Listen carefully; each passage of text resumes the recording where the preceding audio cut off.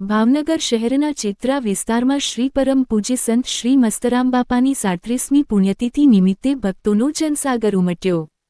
ભાવનગર શહેરના marketing yard નજીક આવેલા ચિત્રા વિસ્તારમાં શ્રી પરમ પૂજ્ય સંત શ્રી મસ્તરામ બાપાની 37મી પુણ્યતિથિ નિમિત્તે ભવ્ય ધાર્મિક કાર્યક્રમનું આયોજન કરવામાં આવ્યું હતું. આ પાવન પ્રસંગે હજારોની સંખ્યામાં ભાવિક ભક્તો ઉમટી પડ્યા હતા.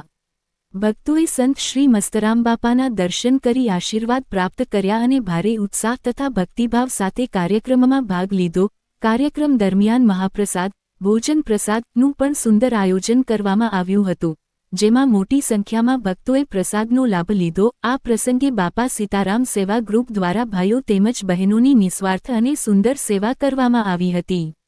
ઉપરાંત ચિત્રા બાપા સીતારામ ગ્રુપ દ્વારા ભક્તો માટે ચણાની પ્રસાદીનું પણ સુંદર આયોજન કરવામાં આવ્યું હતું, જેનો હજારો ભક્તોએ લાભ લીધો.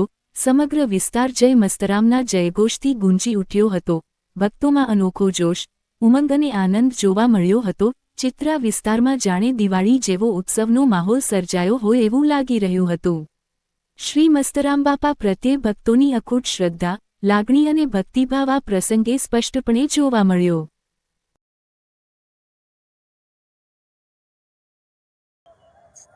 મહેન્દ્રસિંહ, અત્યારે તમે કેટલા સમયથી અને કેવી રીતે આ સેવા કરતા આવો છો?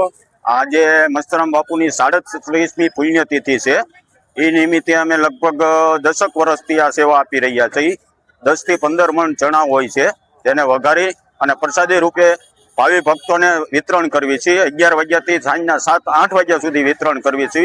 બાપા સીતારામ ગ્રુપ ચિત્રા દ્વારા આયોજિત છે. અમારું બધા ગ્રુપો હળી મળીને આ કાર્ય કરવી છે. આજનો આનંદનો માહોલ કેવો છે? આનંદની આજ કોઈ સીમા જ નથી, કેમ કે બાપાની તિથિ છે. 37 વર્ષ થઈ ગયા છે મસ્તરામ બાપુ દેવ થયા. એને મસ્તરામ બાપુ જ્યારે જીવત હતા ત્યારે પણ હું એમની સાથે હતો, મારા ફોટા પણ પડાવેલા છે. એટલે મસ્તરામ બાપુને અમે કાયમ માટે માનીએ છીએ અને કાયમ માટે અહીંયા આવો નવો માહોલ રહે એવી અમારી ઈચ્છા છે. રિપોર્ટર કૌશિક પ્રજાપતિ, અમૂલ્ય ગુજરાત ન્યૂઝ, ભાવનગર.